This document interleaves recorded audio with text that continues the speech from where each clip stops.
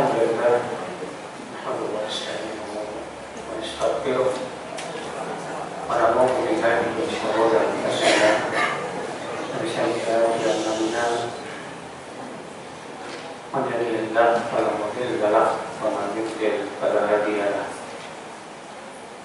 أشهد أن لا إله إلا الله وحده لا شريك له وأشهد أن محمدا عبده ورسوله. قال الله تعالى في كتابه الكريم: يا أيها الذين آمنوا اتقوا الله حق تقاته ولا تموتن إلا وأنتم مسلمون.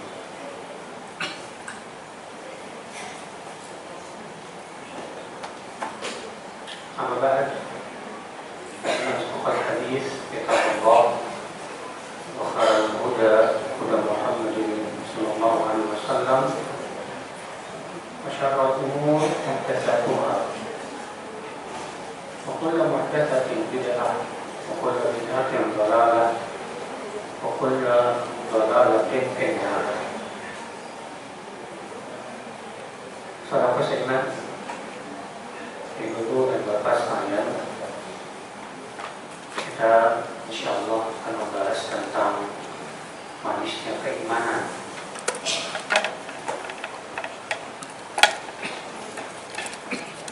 Beriman kepada Allah dan hari akhirat adalah merupakan rukun iman yang besar dan agung. Awal dan akhirnya.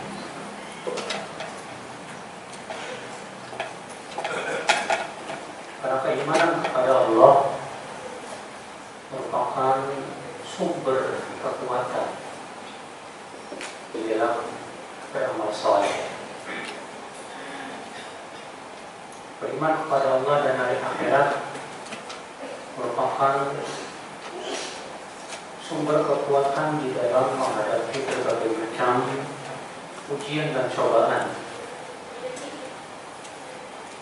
Tidak mungkin kita bisa sabar menghadapi berbagai macam ujian, cobaan, kecuali dengan adanya keimanan. Tanpa keimanan, sangat mudah kita berputus asa dalam kehidupan. Tanpa keimanan, kita akan menjadi hamba-hamba yang kehidupannya tidak terbimbing, bagaikan binatang ternak. Oleh karena itulah para muslimin, iman atau keimanan itulah yang menjadikan seorang manusia itu kuat, tegar. Dengan keimanan seorang manusia sampai kepada kesempurnaan. Apa itu manisnya iman? Imam An-Nawawi dalam syarah Sahih Muslim ketika menafsirkan makna manisnya iman, beliau berkata, makna halawatul iman, makna manisnya keimanan, yaitu istidzadut ta'at, yaitu merasakan kelezatan taat. Artinya kita ketika melakukan ketaatan, kita merasakan kenikmatan, lezat. Ketika kita sholat misalnya, kita merasakan nikmat. Ketika kita zikir, kita terasa nikmat. Nikmat di sini nikmat yang kita rasakan di hati. Wa tahammulul masyaq, dan kuat dalam membawa beban yang berat. Artinya walaupun ketaatan itu berat, tapi karena kita merasa nikmat, ya, itu jadi ringan buat kita. Wa Ihsalu dzalika al-aghradi dunya, dan lebih mementingkan ketaatan dibandingkan kesenangan dunia. Ya, kenikmatan dunia memang nikmat, kan? Untuk jalan-jalan ke tempat yang bagus, ya, menyenangkan, kan? Senang. Kenikmatan dunia, harta, tahta, itu semua nikmat. Tapi orang yang merasakan manisnya iman, dia akan lebih merasakan kenikmatan taat. Bagi dia sholat lebih nikmat. Ya. Wa mahabbatul abdi lillah bi fi'li ta'atihi wa tarki mukhalafatihi. Dan seorang hamba mencintai Allah dengan melaksanakan ketaatan dan meninggalkan kemaksiatan. Ini dia, ya, manisnya iman. Jadi manisnya iman itu apa? Yang mengalami apa? Merasakan kelezatan saat kita berbuat apa? Ketaatan. Coba kita introspeksi. Saat kita sholat, kita merasa nikmat apa? Ya. Tanda orang yang merasa nikmat dalam sholat itu betah berlama-lamaan. Dan tanda orang yang merasa nggak nikmat itu pengen cepet-cepet. Sebab yang namanya juga orang nggak merasakan nikmatnya, ya pasti jemuk lah, bosan lah. Pokoknya maunya gimana caranya cepat selesai. Makanya orang yang sholatnya cepat-cepat itu menunjukkan dia tidak merasakan kenikmatan. Kemarin di bulan Ramadan ada sholat tarawih tercepat di dunia. Pada itu mereka punya alasan, Pak. Alasannya apa? Katanya kan kita disuruh berlomba-lomba dan kebaikan. Ya. Yang namanya lomba-lomba apa? Yang cepet-cepetan lah. Kayak kamu lari, lomba lari, cepet-cepetan. Kita katakan subhanallah. Seperti itukah yang dipahami oleh Rasulullah dalam memahami ayat berlomba-lomba dalam kebaikan? Tidak. Dia Rasulullah ketika sholat malam, sebuah dalam hadis riwayat Bukhari dan Muslim, ya, Rasulullah SAW sholat malam satu rakaatnya baca surat Al-Baqarah, An-Nisa, Al-Imran. Sampai waktu itu Abdullah bin Mas'ud ikut jadi imam, jadi makmum. Kata Ibnu Mas'ud apa? Hatta ini amat tuh diambil sampai-sampai aku punya niat jelek mau keluar ya. Saking lamanya soal Rasulullah Sallallahu Alaihi Wasallam. Nah ini yang dipanggil oleh Rasul. Berlomba-lomba dan kebaikan itu gimana kita dalam sholat kita itu bisa merasakan kenikmatan itu. Kelezatan. Ya. Sampai Rasulullah SAW juga qurratu aini fis shalah. Kesejukan pandanganku dan hatiku dijadikan keluar di dalam sholat. Ini Rasulullah SAW dalam sholat itu merasa nikmat. Sampai Rasulullah SAW kepada Bilal, ya Bilal, arihna bis sholat. Wahai Bilal, tenangkan hati kami dengan sholat. Iya. Itu tanda bahwa orang ini memang sudah merasakan kelezatan sholat. Banyak di antara kita belum merasakan kenikmatan sholat. Intinya ya, kalau sholat, ya nggak khusyuk. Kalau sholat, ingatnya kemana coba? Ke dapur. Ingatnya kemana? Kesimpulan, kesihalan.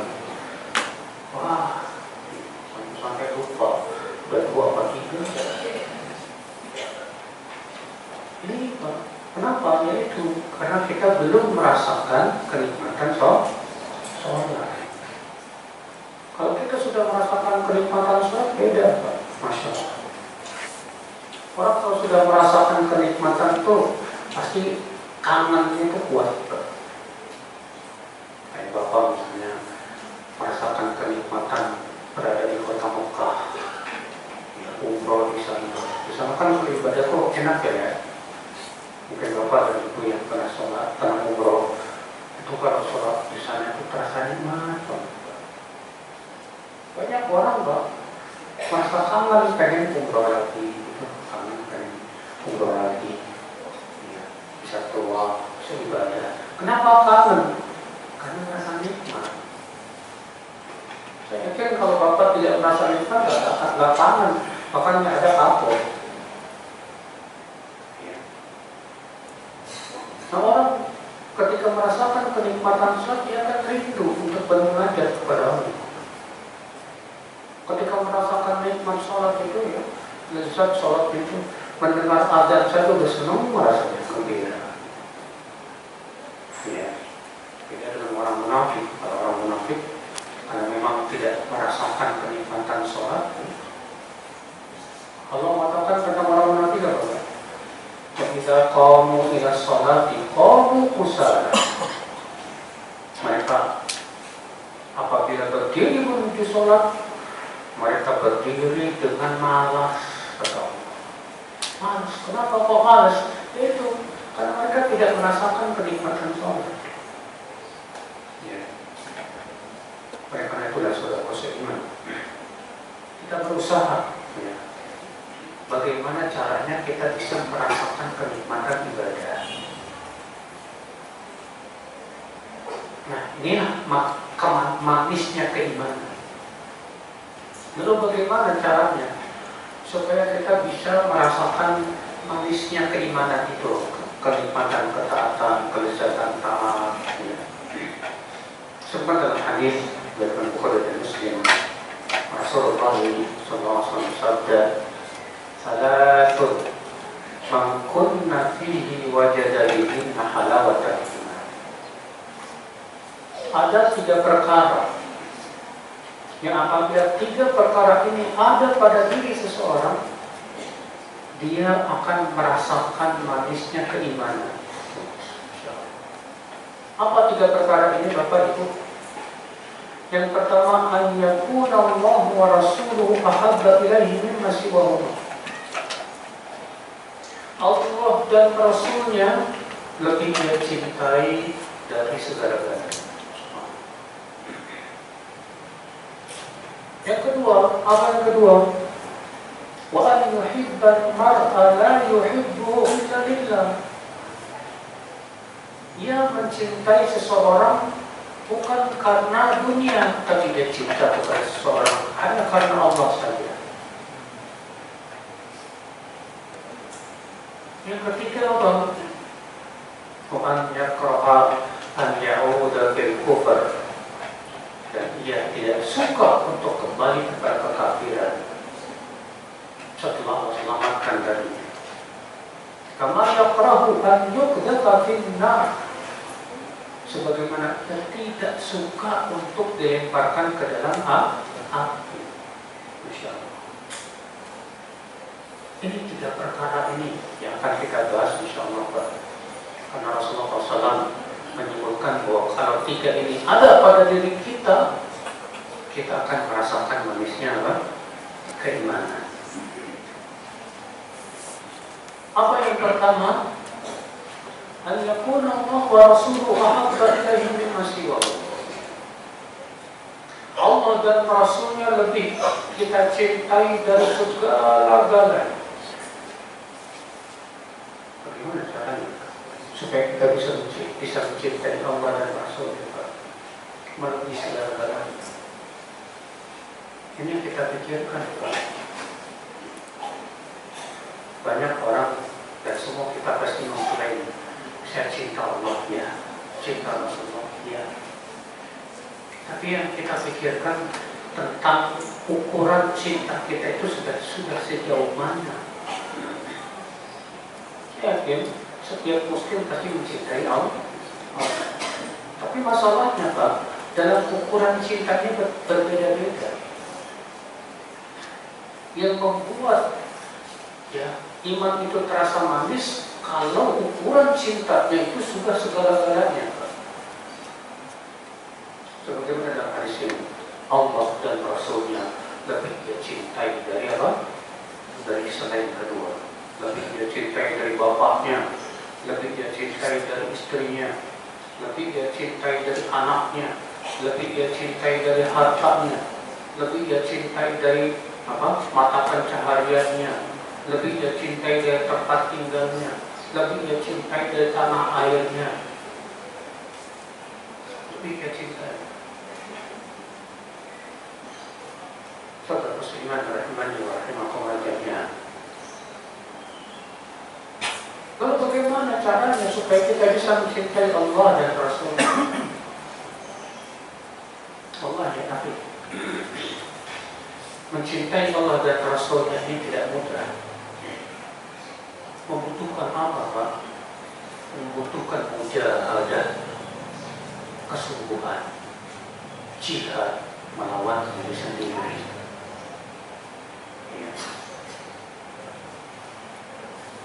Yang pertama, agar kita mencintai Allah dan Rasul-Nya, penting kita untuk mengenal Allah, mengenal Rasul. Kenal ya Allah, kenal ya Rasul. Dengan pengenalan yang dalam, tidak cukup sebatas mengenal kulitnya saja. Tapi kenali Allah sedalam-dalamnya, kenali namanya, kenali sifat-sifatnya. Saudara muslimin rahimani wa rahimakumullah.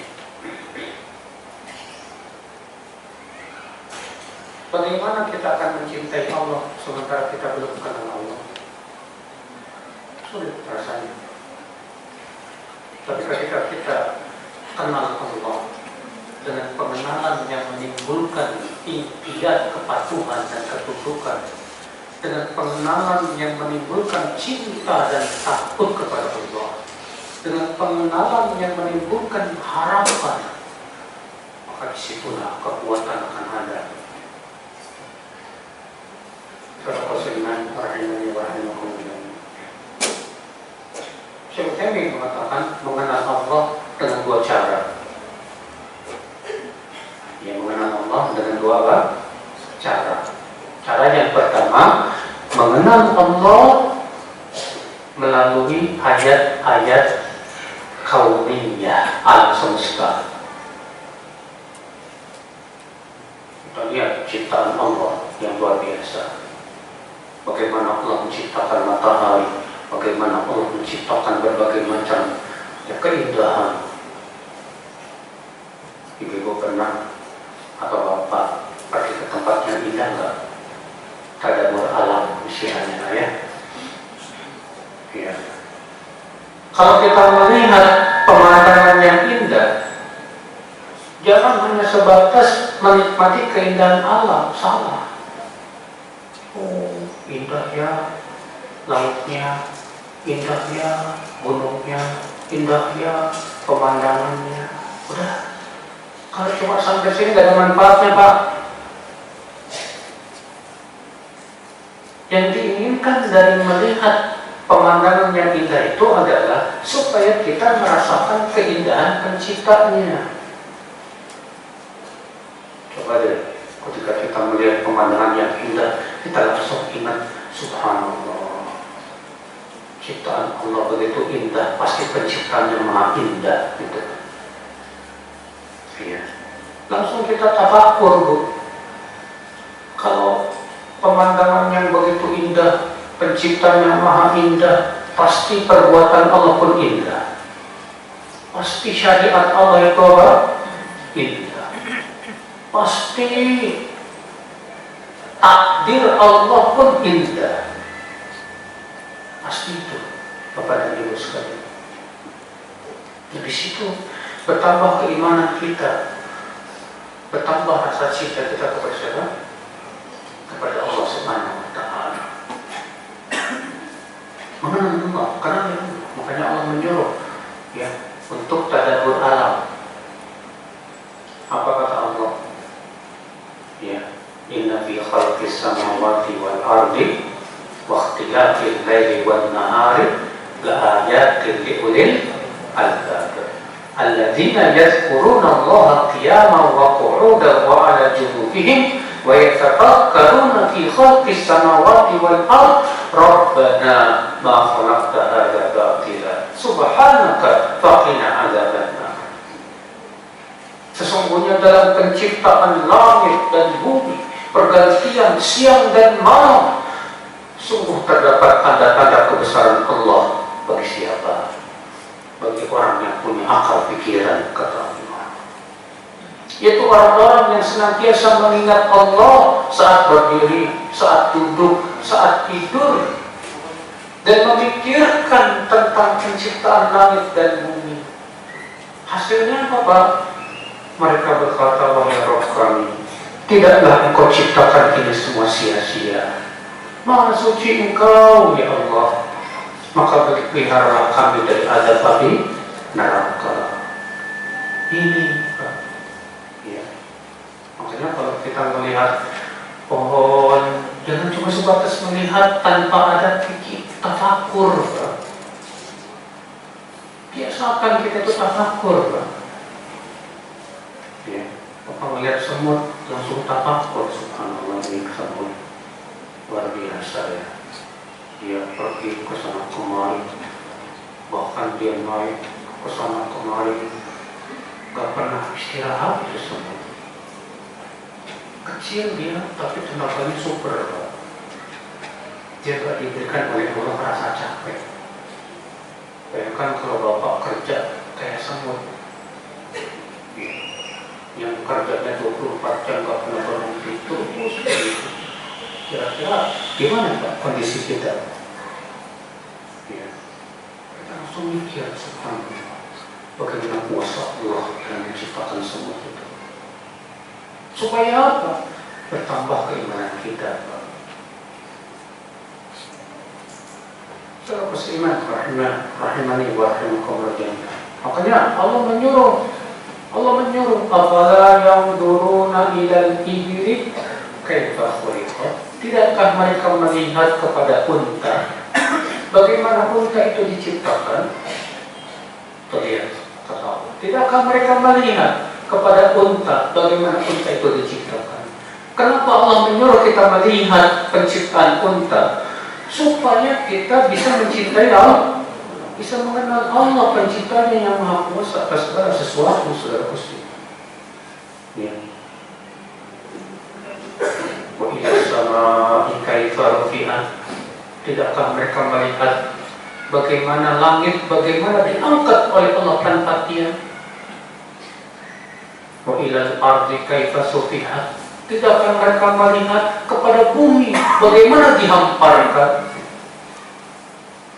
Ya. Sini Pak, Masya Allah. Dengan cara seperti itulah kita akan mengenal Allah Subhanahu wa Ta'ala. Biasakan tafakur. Jangan cuma mikirin koncom, makanan, ya, kuliner. Sayang Pak, kita diberikan oleh akal itu jangan hanya sebatas dipakai buat mikirin syahwat doang. Gunakan untuk tafakur, menambah keimanan. Ini cara yang pertama kata Syekh Utsaimin mengenal Allah, itu dengan cara melihat ayat-ayat kauniyah. Yang kedua, dengan cara membaca ayat-ayat Quran, Al-Quran yang diturunkan.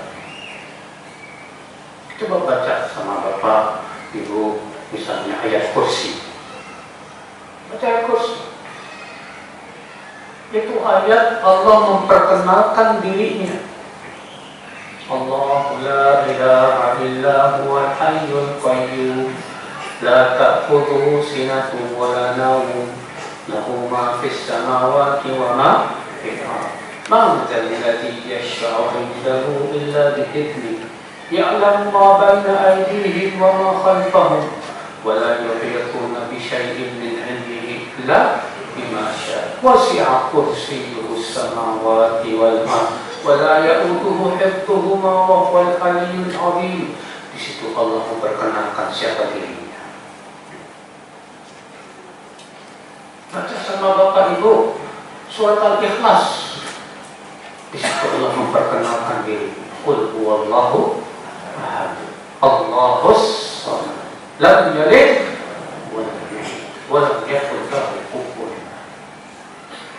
Baca sama Bapak sama Ibu akhir surat Al-Hasyr. Di situ Allah memperkenalkan diri. Huwallahu alladzi la ilaha illa hu. Ya. Alimul ghaibi wasyahadah. Sampai akhir. Baca akan kita dapatkan Allah memperkenalkan dirinya, siapa dirinya. Allah menyebutkan dalam surat An-Nisa di akhir-akhir setiap ayat tentang nama-nama dan sifatnya yang luar biasa. Dengan cara seperti itulah kita kenal Allah. Semakin kenal Allah, semakin cinta kita kepada siapa? Kepada Allah. Ya. Baca nama-nama Allah, renungi nama-nama Allah, perdalam nama-nama Allah. Rasul bersabda, Inna lillahi tis'atan wa tis'ina isman, man ahsaha dakhala al-jannah. Allah memiliki 99 nama. Siapa yang mengihsahnya, ia pasti masuk surga. Apa mengihsah Ustaz? Imam Ibnu Qayyim menyebutkan mengihsah nama Allah ada 4 martabat. Martabat yang pertama, mencari dalilnya dari Al-Quran dan hadis. Martabat yang kedua, menghafalkannya, dihafal sama kita. Martabat yang ketiga, memahaminya, menyelami makna-maknanya.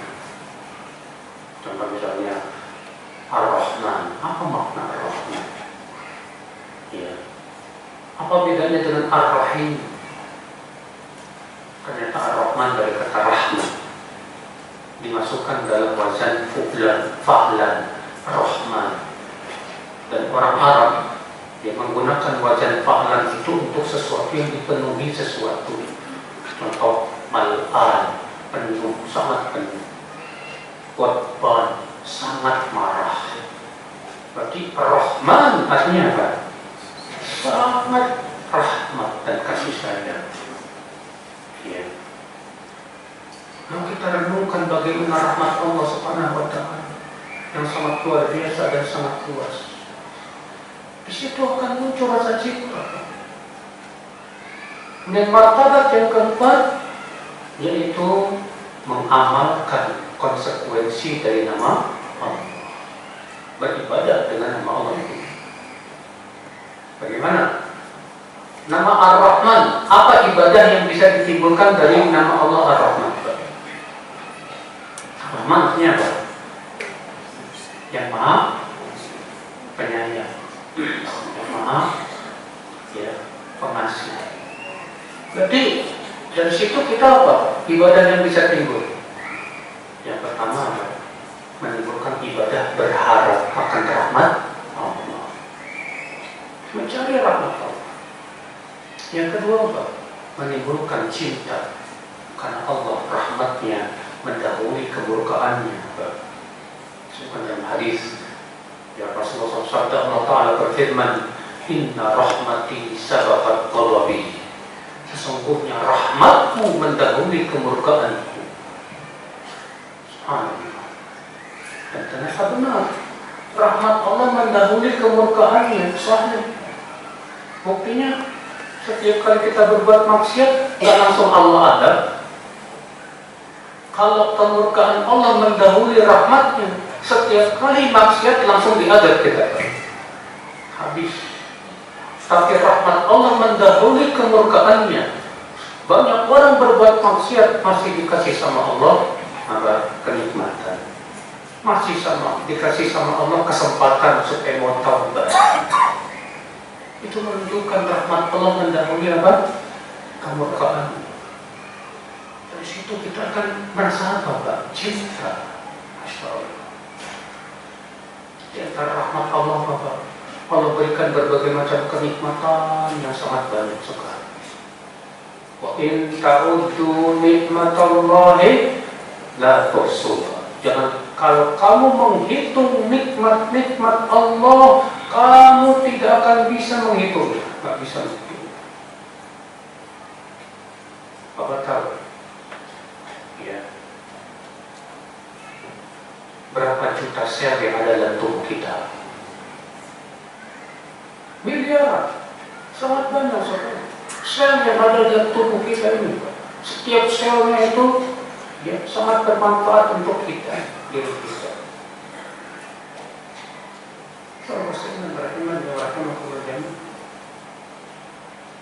Coba kita pikirkan baik-baik. Berapa banyak nikmat yang yang Allah berikan kepada kita. Setiap hari kita menghirup oksigen. Bapak coba tanyakan ke rumah sakit, Pak, oksigen 1 liternya berapa harganya, Pak? Waktu yang kemarin COVID, banyak orang yang butuh oksigen. Ada seorang Arab, dia kena penyakit sesak napas, makanya dia butuh oksigen. Selama 8 hari lamanya dia alhamdulillah sehat. Terus pas dia mau bayar oksigennya berapa, Pak? Oksigennya bayarnya sekian puluh juta, Pak. Dia langsung nangis. Lalu orang itu berkata, Bapak nangis kenapa? Gak mampu bayar. Bukan saya gak mampu, saya mampu. Cuma saya mikir, 8 hari saya menghirup oksigen selama ini, ya, harus bayar sampai puluhan juta. Sementara saya menghirup oksigen gratis dari Allah tanpa harus bayar sama sekali. Bukankah itu menunjukkan akan kasih sayang Allah kepada kita? Coba bayangkan, Pak, kita pikirkan nikmat-nikmat Allah. Karena kan kita disuruh mengingat nikmat Allah. Supaya apa? Tumbuh rasa cinta kita kepada Allah. Allah berfirman, ya ayyuhalladzina amanu dzkuru nikmatallahi 'alaikum. Hai orang-orang yang beriman, ingatlah nikmat-nikmat Allah yang Allah berikan kepada kamu. Allah berfirman, ya bani Israil, dzkuru nikmati allati an'amtu 'alaikum. Hai bani Israil, ingatlah nikmat-nikmat yang aku berikan kepada kamu. Ingat, Pak, nikmat Allah nggak pernah libur. Tapi kalau kita ibadahnya sering libur.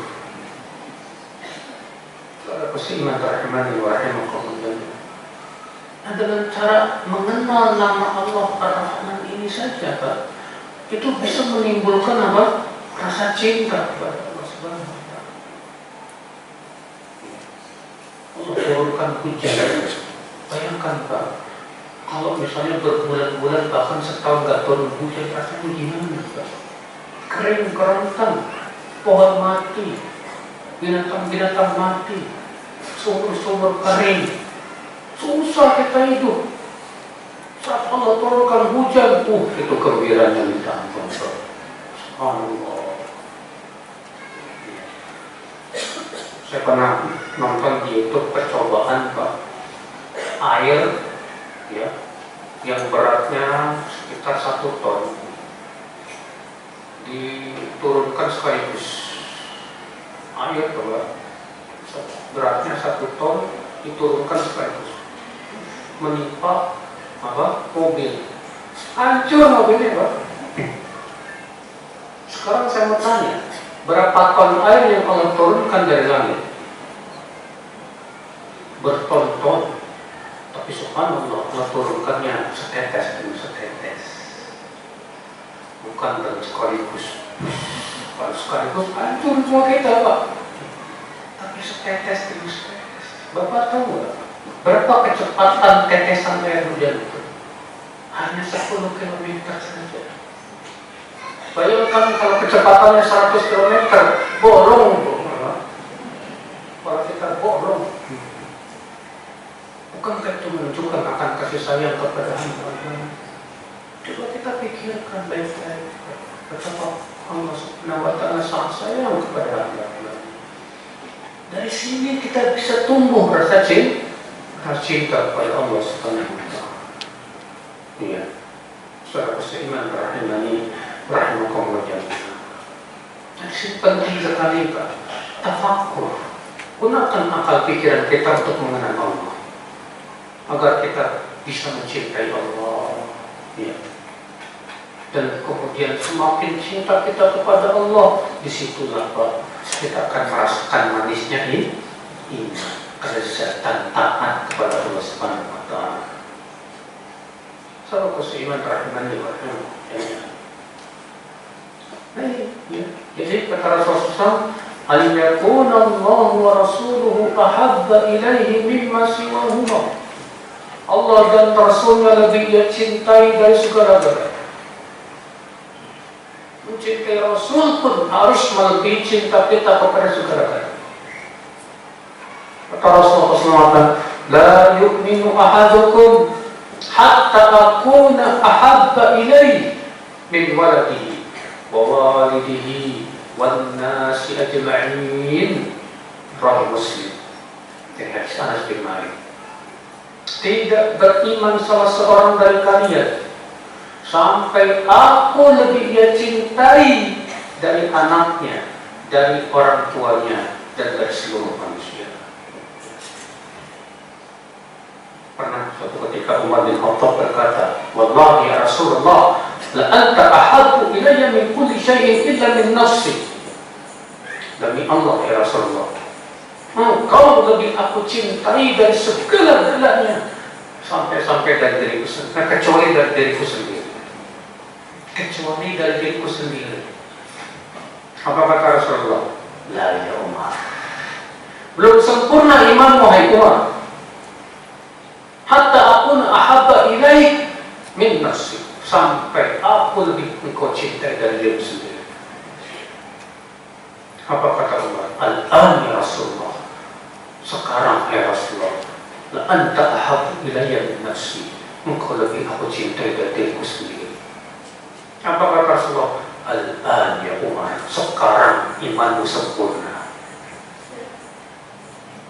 Ini saudara saya, kita mencintai Allah dan Rasulnya harus lebih dari segala-galanya.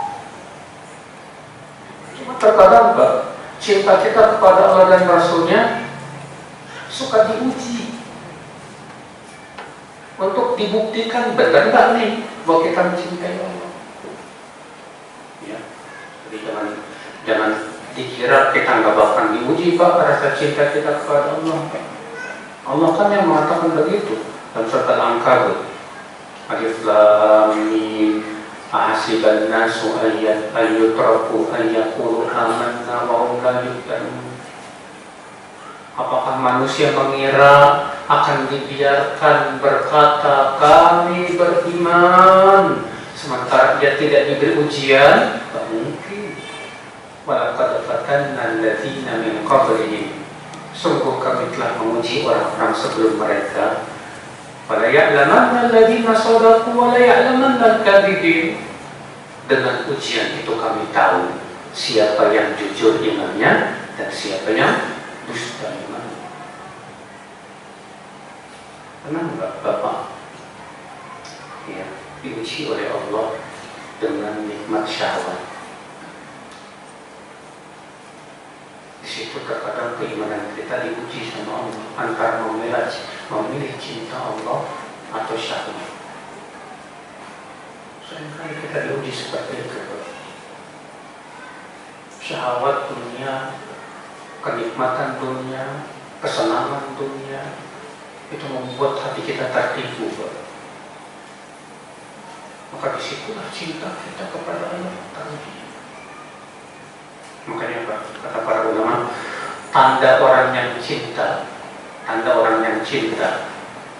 banyak ingat. Tanda orang yang cinta itu bukan apa? Banyak ingat. Ya. Ada seorang pemuda jatuh cinta sama seorang wanita. Dua sejoli yang saling jatuh cinta ini biasanya saking cintanya selalu ingat dia. Kenapa? Saking cintanya akan menimbulkan sering banyak mengingat. Maka orang yang mengklaim bahwa dirinya sangat cinta Allah, harusnya dalam aplikasinya banyak ingat Allah Subhanahu wa Ta'ala. Maka dari itu, coba kita perhatikan dari kita, introspeksi diri. Saya dan antum sama aja di dalam hati. Semua kita sedang berusaha. Bagaimana mengingat kita kepada Allah? Sebanyak apa kita mengingat Allah? Apakah kita lebih asyik mengingat Allah, ataukah kita lebih asyik mengingat selain Allah? Kalau ternyata selama ini kita lebih asyik mengingat selain Allah, maaf, berarti cinta kita belum sempurna. Iya, belum sempurna cinta kita. Di antara tanda cinta kepada Allah, kata para ulama, mahabbatul Qur'anil Karim, mencintai Al-Quran. Bagaimana? Apa kabar kita baca Quran? Bandingkan, mana yang lebih asyik saat baca Quran atau nonton YouTube? Mana yang lebih asyik di hati kita saat baca Quran atau baca WhatsApp? Kalau ternyata lebih asyik YouTuber, TikTokan, lebih asyik WhatsAppan. Saya yakin Pak, berarti dia cintanya kepada Allah belum sempurna. Tapi ketika antum lebih asyik baca Quran dibandingkan dengan media sosial, itu pertanda, Masya Allah, berarti antum sudah merasakan manisnya Pak, iman. Merasakan manisnya iman. Kita ini, wallahi Pak, di zaman sekarang ini fasilitas syahwat itu luar biasa mudah sekali. Handphone yang ada di tangan kita itu kan fasilitas syahwat.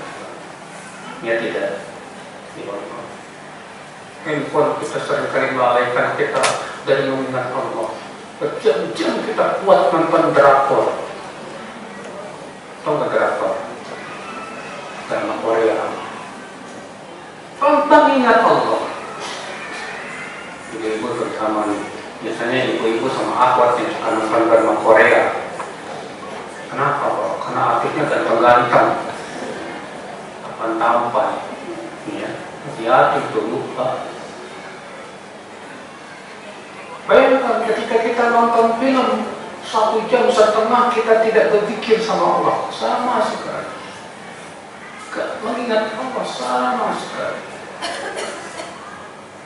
Kosong hati kita, dipenuhi dengan apa? Ya, memikirkan tentang jalannya cerita. Bahkan kita bisa menangis saat melihat film itu, terbawa. Ya. Tapi ketika baca Quran baru nangis. Ketika kita baca Quran baru 1 lembar aja kayak lama banget. Haula wala quwwata illa billah. Sudah gitu mengklaim saya lebih mencintai Allah dari segala-galanya. Kubah. Seperti itu orang yang lebih mencintai Allah dari segala-galanya. Saudara muslimat dengan yang rahimahullah. Jadi Pak, inilah yang kita pikirkan tentang keadaan kita sendiri. Tidak usah mikir orang lain, diri sendiri aja dulu. Ya, tidak usah kita mikir, ceramah Ustaz kayak cocok di bacaan. Tidak usah kita pikirkan itu, diri sendiri kita dulu. Kita seperti itu enggak? Kan musibah di zaman kita sekarang ini, Allah Pak. dimudahkan oleh Allah semudah-mudahnya fasilitas untuk berbuat maksiat. Allah berfirman dalam surat Al-Maidah, ya ayyuhalladzina amanu la yabluwannakumullahu bisyai'in minas shaydi tanaluhu aydikum wa rimahukum ya'lamallahu man yakhafuhu bil ghaib. Hai orang-orang yang beriman, Allah pasti uji kalian saat kalian sedang berihram dengan binatang buruan yang mudah kalian tangkap dengan tangan dan tombak-tombak kalian, agar Allah tahu siapa yang takut kepada Allah saat sendiri.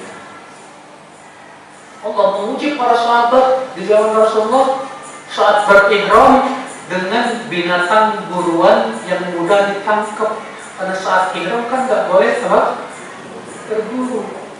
Itu pas ihram binatang ternak malah mendekat, binatang buruan malah mendekat. Tapi pas selesai ihram malah pada pergi menjauh.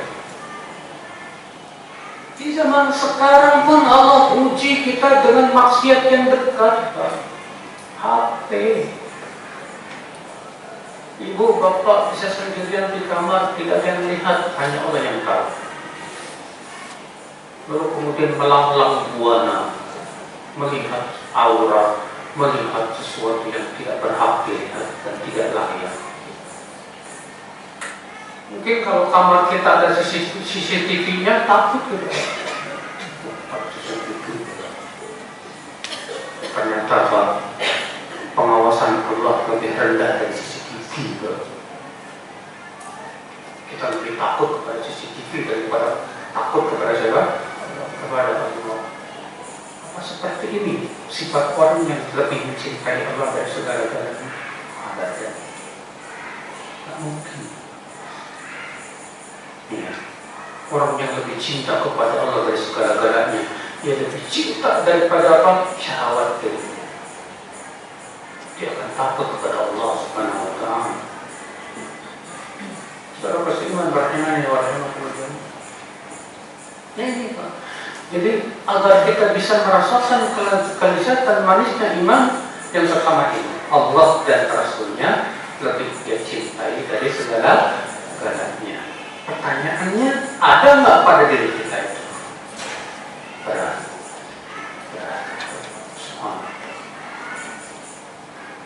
Saudara beriman rahimani wa rahimakumullah.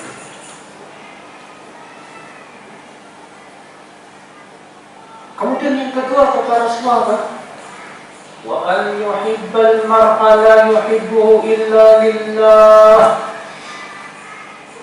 Dia tidak mencintai temannya, saudaranya kecuali karena Allah. Yang namanya manusia itu kan makhluk sosial. Kita harus berteman, punya teman. Tapi ingat Pak, pertemanan yang terpuji itu adalah pertemanan karena Allah. Bukan karena dunia, bukan. Bukan karena ikatan-ikatan dunia, bukan. Betapa banyak pertemanan kita di zaman sekarang lebih banyak karena dunianya, Pak, bukan karena Allahnya, Pak. Ya. Ada orang berteman karena satu kantor. Ada lagi pertemanannya karena satu partai.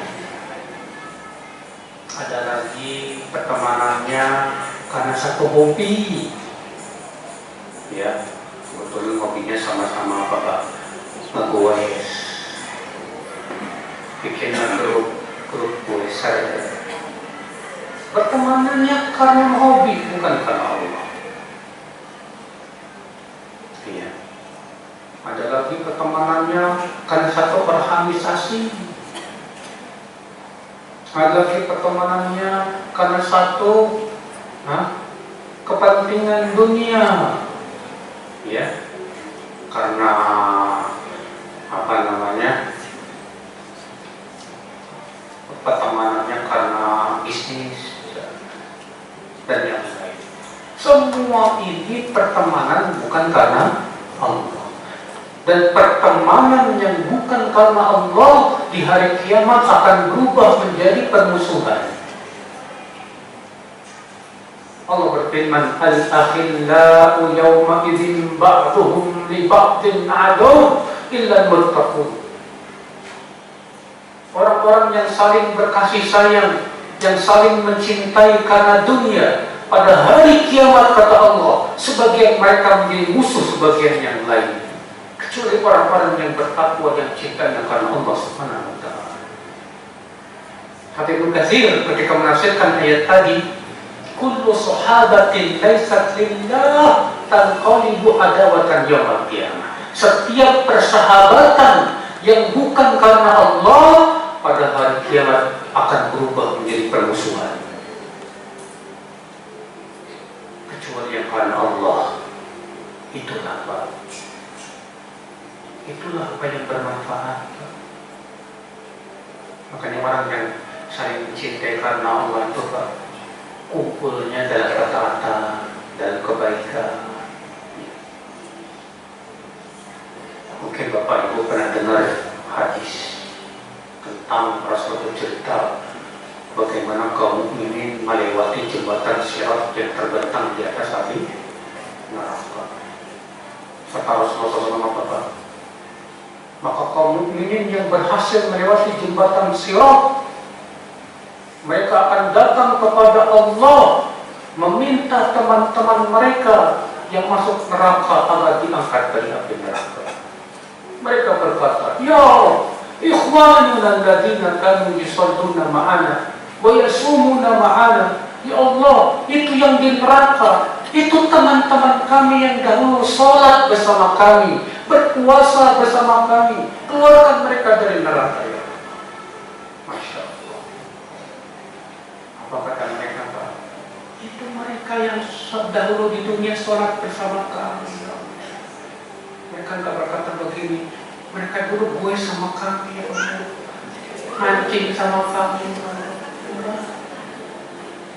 sholat bersama kami, puasa bersama kami. Nah, ini persahabatan karena Allah. Disitulah saudara-saudari penting. Ya. Selama ini persahabatan kita karena Ibu bersahabat sama teman karena apa? Semua kita coba tanya, introspeksi diri. Kita bersahabat sama si Fulan ini karena apa? Karena dunia kah? Karena bisnis kah? Karena kepentingan ya, ikatan-ikatan lembaga kah? Organisasi kah? Partai kah? Dan yang lainnya. Nah, jangan sampai Pak, jangan sampai. Ya. Makanya kata Rasulullah SAW, awsaqu qural iman al-hubbu fillah wal bughdu fillah. Sekuat-kuatnya tali iman itu adalah cinta karena Allah dan benci karena Allah. Karena Allah Subhanahu wa ta'ala, bukan karena dunia. Makanya Bapak, saat kita punya teman yang kita tahu dia bertakwa kepada Allah, dan kita cinta pun kepada dia karena ketakwaannya, karena keimanannya, ini pegang kuat-kuat teman kayak gini, jarang masalahnya. Coba kita introspeksi diri. Saya berteman sama si Fulan karena apa ya? Oh, karena dia orang kaya. Itu karena Allah. Saya berteman sama dia karena apa ya? Oh, karena saya ada kepentingan bisnis sama dia. Itu bukan karena Allah.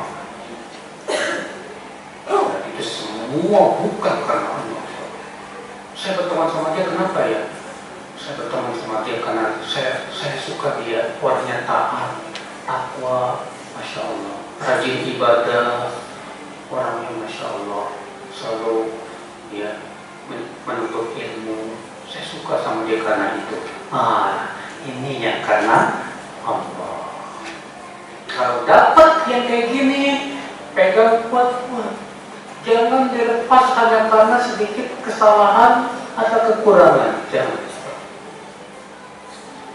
Yang namanya teman yang soleh, sesoleh apapun dia manusia. Yang namanya manusia tidak lepas dari kekurangan dan kesalahan.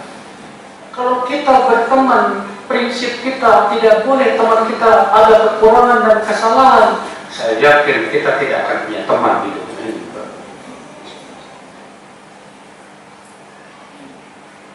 Kalau keseiman berteman di luar, makanya Allah menyuruh Rasulnya sabar bersama orang-orang soleh, berteman dengan orang soleh. Allah berfirman, wasbir nafsaka ma'al ladina yad'una rabbahum bil ghadati wal 'ashyi yuriduna wajhah. Sabarkan dirimu hai Muhammad bersama orang-orang yang senantiasa menyeru Rabbnya di waktu pagi dan petang karena mengharapkan wajah Allah saja. Wala ta'du 'ainaka anhum, jangan kamu palingkan matamu dari mereka yang hanya karena menginginkan kehidupan dunia. Jangan. Berteman karena Allah itu bagus, Allah, sesuatu yang sangat agung di mata Allah. Sampai disebutkan dalam hadis ya, sab'atun yudhilluhumullah yawma la dhilla illa dhilluh. Ada 7 orang yang akan Allah berikan naungan pada hari kiamat, di mana di hari itu tidak ada naungan kecuali naungan siapa? Siapa 7 orang itu pada antaranya? Warajulani tahabba fillah ijtama'a alaihi wa tafarraqa alaihi. 2 orang yang saling mencintai karena Allah, berkumpulnya karena Allah, berpisah pun karena Allah. Kita harapkan di hari kiamat orang yang saling mencintai karena Allah itu disediakan oleh Allah mimbar-mimbar dan cahaya. Kata Rasulullah, inna lillahi min manafir min nur yaqbituhumul anbiya wa syuhada. Allah memiliki mimbar-mimbar dan cahaya sampai-sampai para nabi dan orang-orang yang mati syahid pun merasa iri ingin mendapatkan mimbar itu. Kata para sahabat, buat siapa mimbar itu ya Rasulullah? Kata Rasulullah, lil mutahabbina fillah, itu buat orang-orang yang saling mencintai karena Allah. Buat orang-orang yang saling mencintai karena Allah. Ini bagus. Kalau kita bisa mencintai teman kita dan kita tidak mencintai teman kita kecuali karena Allah, disitulah kita akan merasakan manisnya keimanan. Surah Al-Iman rahimani wa rahimakumullah. Kemudian yang terakhir kata Rasulullah, wa an yakraha an yahuda fil kufr. Dia tidak suka untuk kembali kepada kekafiran setelah Allah selamatkan ia darinya. Kama yakrahu an yuqdhafa fin nar, sebagaimana dia tidak suka untuk dilempar ke dalam neraka, ke dalam api. Ada di antara kita yang mau dilempar ke api? Tentu ibu, mungkin di antara bapak-bapak ibu yang latar belakangnya tadinya banyak suka berbuat maksiat. Ada yang senang dugem, dunia karena kerjaannya mabuk-mabukan, main wanita, ya, karaokean dan yang lainnya, maksiat isinya. Sekarang alhamdulillah sudah Allah kasih hidayah. Sekarang alhamdulillah sudah pakai jilbab, sudah berjenggot, duduk di majlis taklim. Allah selamatkan dia dari apa? Kekufuran. Adakah di hati orang seperti ini keinginan untuk kembali? Ketika dia berkata, enggak mau saya kembali lagi ke masa-masa yang kelam, abadan, saya enggak mau. Walaupun saya dibayar dengan duit 1 triliun pun saya tidak akan pernah mau untuk balik lagi kepada kekafiran. Berarti Anda sudah merasakan manisnya.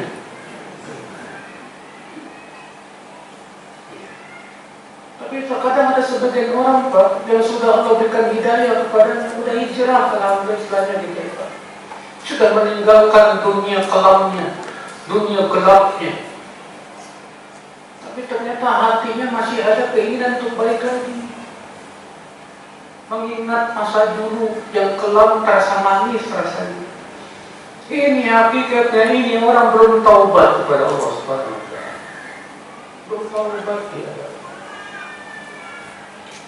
Maka dari itu Ibu, saat kita sudah diselamatkan oleh Allah dari maksiat, syukurilah.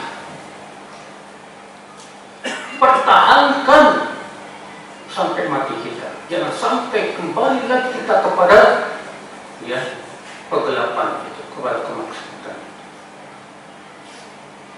Kalau dulu Ibu kerja di lembaga ribawi, misalnya Bapak Ibu, sekarang alhamdulillah sudah Allah selamatkan dari pekerjaan yang haram.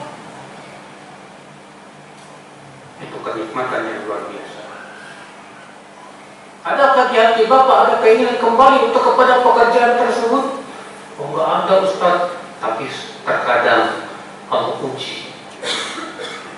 Ketika dia sudah keluar dari lembaga yang haram, Pak, buatnya yang halal kok susah ya.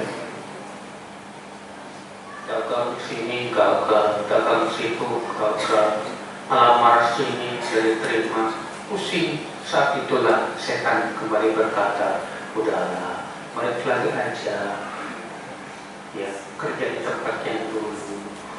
Disitulah keimanan kita akan diuji. Saat kita berkata, la abadan, saya enggak mau balik lagi, saya enggak mau memakan rezeki yang haram, saya akan sabar. Berarti dia sudah merasakan manisnya apa? Keimanan, saudaraku. Rasakan nikmatnya keimanan, saudaraku. Setiap kali kita mengingat dosa, kita merasa malu, gitu. Merasa nyesel, rasanya. Setiap kali kita mengingat masa-masa dulu kita suka berbuat dosa, kita langsung nangis, takut sama Allah. Berarti kita sudah merasakan manisnya kan? Keimanan. Saudaraku seiman, pertanyaan kemudian. Terkadang Pak, di awal-awal hijrah, keimanan itu terasa luar biasa. Di awal-awal hijrah, semangat masjidnya pun juga luar biasa, Pak. Tapi terkadang yang musibah Pak, setelah panjangnya waktu, hati menjadi keras. Ada seseorang datang kepada saya dan berkata, Ustaz, di awal-awal saya hijrah, saya kalau baca Quran saja nangis, Ustaz. Di awal-awal saya hijrah, saya sholat tahajud semalam itu Masya Allah nikmat sekali, Ustaz. Tapi kenapa sekarang saya sudah tidak lagi merasakan kenikmatan itu? Nah inilah Pak, musibah dari situ. Makanya Allah mengingatkan kita, alam ya'ni lil ladzina amanu an takhsha'a qulubuhum li dzikrillah wa ma nazala minal haqq wa la yakunu kal ladzina utul kitaba min qabl fa qala 'alaihimul amadu faqasat qulubuhum wa katsirun minhum fasiqun. Belumkah saatnya untuk orang yang beriman hati mereka merasa takut dengan mengingat Allah? Janganlah mereka seperti orang-orang ahli kitab sebelum mereka. Waktu berlalu panjang kepada mereka, dengan panjangnya waktu hati mereka menjadi keras. Harusnya kita semakin lama ngaji, semakin lembut hati kita. Semakin lama ngaji, semakin kita banyak duduk di majelis taklim, semakin hati kita takut kepada Allah Subhanahu wa Ta'ala. Tapi kalau ternyata kebalikan, semakin lama ngaji, ya, semakin keras hati kita, semakin pedas lisan kita, ya, wallahi musibah. Karena saudara muslimin, rahimani wa rahimakumullah jami'an, semua kita ingin Pak, dan berharap agar Allah berikan kepada kita manisnya keimanan, kelezatan ketaatan.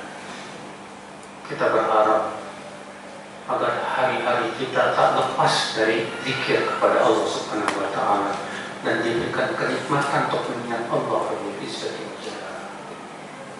Kita berharap, ya, sholat tahajud lebih indah di hati kita daripada tidur.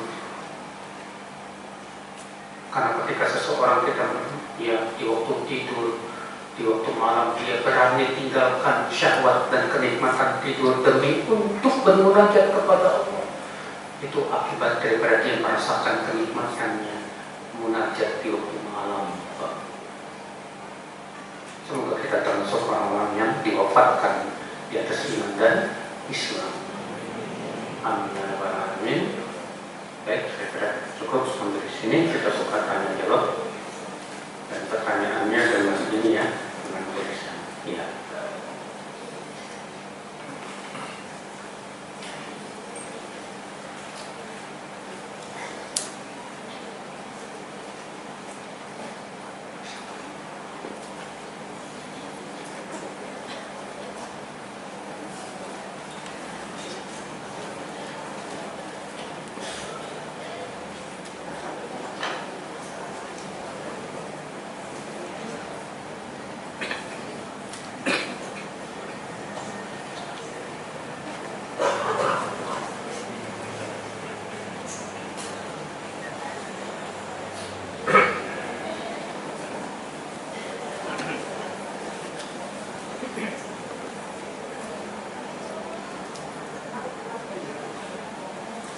Baik, itu Bapak Ibu mohon jangan ngobrol ya Bu ya. Tanya jawab masih kajian. Kalau belum selesai tasyahud akhir, imam sudah salam, sebaiknya kita bagaimana Ustaz? Sebaiknya kita pun segera ikut salam. Kenapa Bu? Ada 3 perkara kata Hajar dan Fathul Bari yang dilarang dalam sholat ketika menjadi makmum ya. Yang pertama, mendahului imam, itu dosa besar. Yang kedua, berbarengan dengan imam, ini pun tidak boleh, haram. Yang ketiga, terlalu lambat dari imam, ini pun tidak boleh. Kenapa? Karena Rasulullah menyuruh makmum mengikuti imam. Rasul sabda, innama ju'ilal imamu liyutamma bih. Imam itu dijadikan untuk diikuti. Sekarang kalau mengikut, misalnya Bapak bilang ke teman, saya ngikut kamu di belakang ya, saya nggak tahu jalan. Tapi Bapak adanya di depan, gimana? Orang mau ngikut aku ngajarin. Yang namanya ngikut kita di belakang, nggak terlambat, nggak di depan, nggak barengan, di belakang ikut. Jadi kalau kita belum selesai tasyahud akhir, imam sudah salam 2 kali, ya udah kita langsung salam 2 kali. Waktu zuhur apakah pintu langit terbuka? Demikian adalah sebuah riwayat yang menunjukkan kepada hal itu. Ya, waktu itu langit, pintu langit dibuka. Apa maksudnya Ustaz? Tuhan kami Allah, kemudian istiqomahlah. Bu, Pak, kalau kita mengakui Allah sebagai Tuhan, berarti konsekuensinya apa? Berarti pertama, konsekuensinya kita menaati. Yang kedua, menjauhi larangan. Yang ketiga, mentauhidkannya dan tidak mempersekutukan. Ya. Nah itu konsekuensi ketika kita berkata Tuhanku Allah. Jadi kita harus mempertuhankan Allah. Bagaimana mempertuhankan Allah? Itu ibadah. Ibadah kepada Allah Subhanahu wa Ta'ala saja.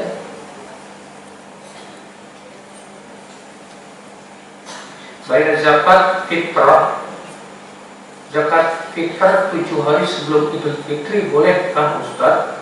Kalau menurut mazhab Syafi'i sah. Mazhab Syafi'i mengatakan bahwa zakat fitrah itu boleh walaupun dari di awal bulan Ramadan.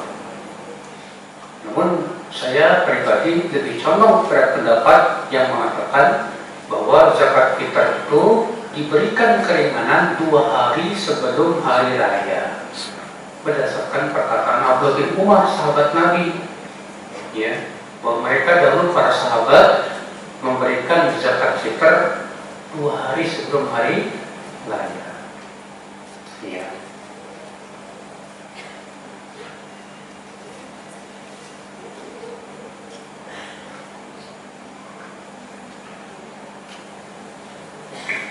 Untuk mengqadha sholat yang ditinggalkan di masa lalu Ustadz yang tidak terhitung jumlahnya, dengan sholat 4 rakaat di hari Jumat terakhir di bulan Ramadan, apakah ada dalilnya? Yang ada dalilnya itu Pak.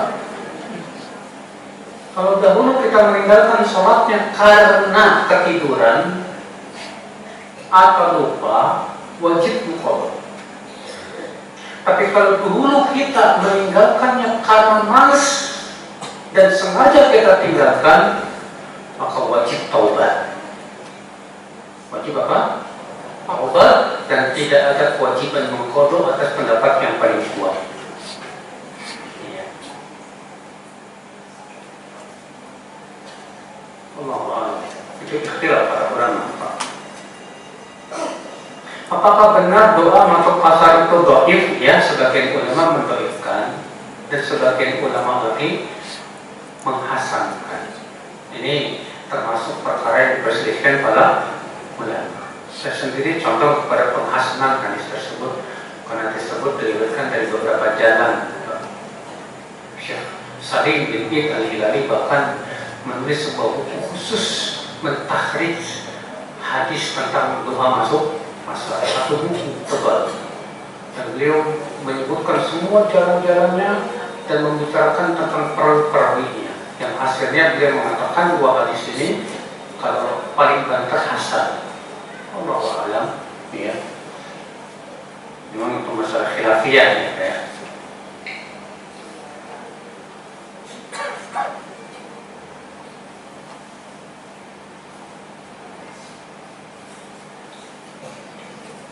Jika istri meninggal dan meninggalkan hutang yang cukup besar, apakah suami wajib melunasinya? Sebaiknya melunasi. Kasihan kalau nggak dilunasi. Pernah suatu ketika Pak, Rasulullah SAW dimintai untuk mensolati jenazah. Ketika Rasulullah mau mensolatkan, Rasulullah nanya, ini mayat punya utang nggak? Punya, Rasulullah 2 dinar. Kata Rasulullah, Pak, kalau begitu kalian saja yang mensolatkan, saya tidak mau. Sampai Rasulullah nggak mau ngelakin, Pak. Apa kata Hamzah, seorang sahabat? Alayya dinaran, hai Rasulullah, biar saya yang membayarkan 2 dinar itu. Akhirnya Rasulullah pun mensolatkan dia. Keesokan harinya Rasul bertanya kepada sahabat tadi, "Maka ada dinaran, bagaimana 2 dinar itu sudah dibayar belum?" "Belum ya Rasulullah." Akhirnya beliau pun langsung bayar 2 dinar. Lalu dia berkata, "Ya Rasulullah, 2 dinar itu sudah saya bayar." Kata Rasulullah, "Al-an hina baradat jildu." Sekarang kulit si mayat itu merasa dingin. Enggak kasihan seorang suami istrinya meninggalkan hutang, kamu bayarin aja sebagai kebaikan buat istri kamu. Ya.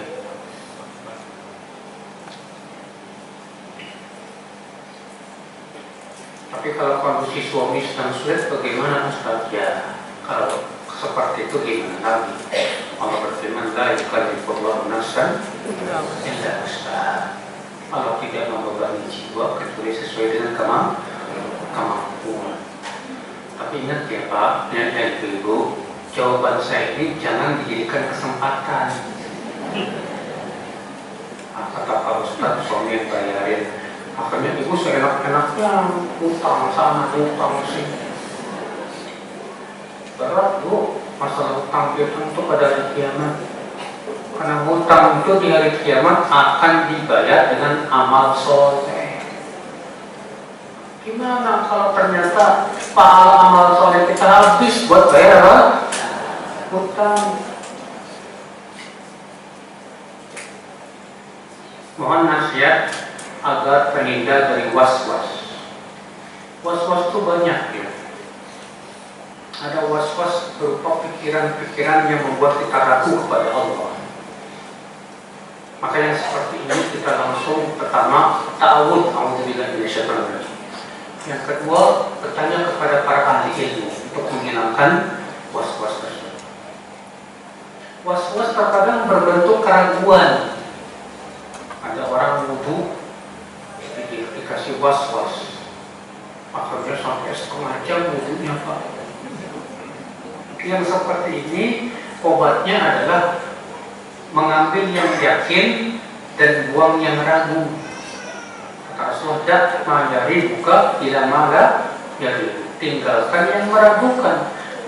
Kalau ragu udah jangan dipakai.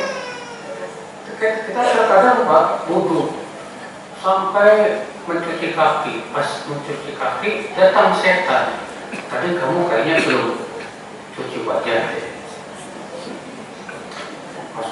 Makanya wudhu lagi gitu. Di zaman Rasul pernah ada seorang laki-laki yang terkena was-was. Syukya ila Rasulullah SAW rajulun wajada fi batni syai' akhraja minhu amla. Diadukan kepada Rasulullah SAW seorang laki-laki yang ketika sholat menemukan sesuatu di perutnya, keluar kentut apa enggak? Apa kata Rasulullah? La yansarif, la yanfatir, jangan keluar dari sholat hatta yasma'a sautan aw yajida riha, sampai dia mendengar suara atau mendapatkan bau. Artinya kalau masih ragu, udah jangan keluar dari sholat. Makanya kata para ulama, ambil yang yakin, buang yang ragu. Kalau kita ingat jam 11 sudah wudhu, jam 11 sudah wudhu, kemudian terjadi keraguan, saya batal apa enggak ya?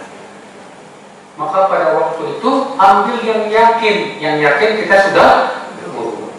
Buang yang ragu, itu ragu kita batal atau tidak. Ya udah, gak usah wudhu lagi. Demikian pula sebaliknya. Saya tadi jam 11 buang air, tapi saya ragu. Setelah itu saya wudhu apa enggak? Berarti yang yakin yang mana? Hadasnya. Yang ragu yang mana? Wudhunya. Wajib wudhu. Kaidah ini sangat membantu sekali Pak bagi orang-orang yang terkena was-was.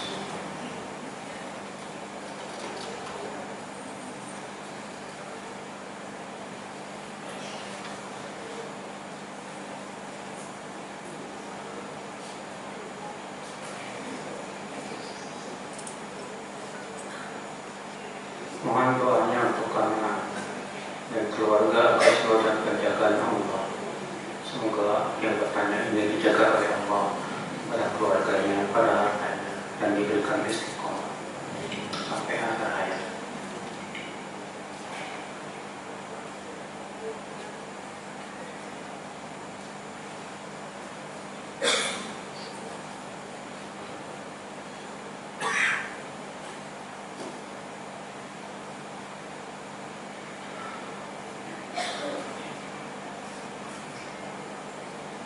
Saya tahajud mana yang lebih utama Ustaz?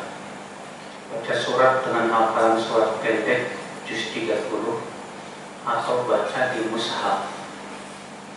Mana yang lebih khusyuk itu yang lebih utama.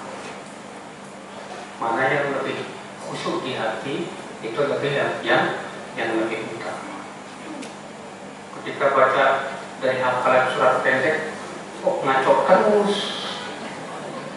Baca surat Al-A'la nyambungnya ke Al-Lail. Ya, tapi ketika baca di mushaf kita terasa lebih khusyuk. Baca di mushaf. Ya. Imam Ahmad pernah ditanya tentang apa amal yang paling utama. Imam Ahmad lihat mana yang lebih memperbaiki hatimu, itulah yang lebih utama.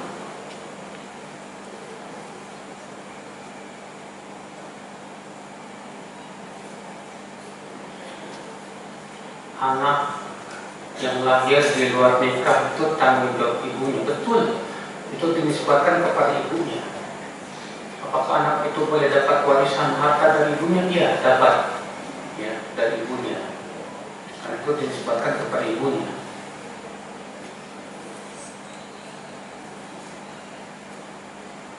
Saat kita sholat, bolehkah gerakan bacaan hanya bibir dan gigi? Sudah tidak gerak, dan bolehkah saat sholat sujud doa dengan bahasa Arab atau Indonesia? Wajib membaca itu Pak dengan lisan bergerak. Tidak cukup diam. Ketika ditanya kenapa, saya baca di hati. Maka para ulama mengatakan tidak sah sholatnya. Wajib membacanya dengan apa? Lisan. Sujud dengan bahasa selain bahasa Arab bagi mereka yang tidak bisa bahasa Arab, pendapat jumhur ulama boleh. Berdoa dengan bahasa selain bahasa Arab ketika sujud bagi mereka yang tidak bisa bahasa Arab, pendapat kebanyakan ulama, mayoritas ulama boleh. Dalilnya mana? Pertama, hadis Rasulullah menganjurkan kita banyak berdoa saat apa? Sujud. Sedangkan Allah tidak membebani ya seseorang kecuali sesuai dengan apa? Kemampuan. Dan ini pendapat yang paling kuat insya Allah.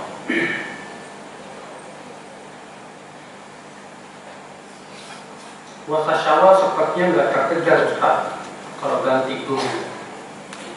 Syawalnya tidak dapat, apa boleh dulu Syawal dulu baru ganti? Ganti dulu, qadha dulu. Terus gimana kalau nggak terkejar? Bisa diqadha Syawalnya di bulan Dzulqa'dah. Karena tujuan dari puasa Syawal itu mendapatkan pahala setahun. Maka itu pun kalau kita tidak bisa, kita sibuk mengqadha di bulan Syawal, akhirnya ya kita tidak terkejar puasa Syawal. Pendapat yang paling kuat dan pendapat para ulama boleh mengqadha puasa Syawal di bulan Dzulqa'dah. Kalau memang kita tidak bisa melakukannya di bulan apa? Syawal. So, itu bukan puasa Syawal dong, puasa Dzulqa'dah dong. Para ulama yang memulaikan ini mengkiaskan bahwa kebiasaan Rasulullah SAW adalah mengqadha ibadah sunnah saat tidak bisa dilakukan di waktunya. Rasulullah pernah mengqadha iktikaf di bulan Syawal karena waktu bulan Ramadan dia tidak sempat.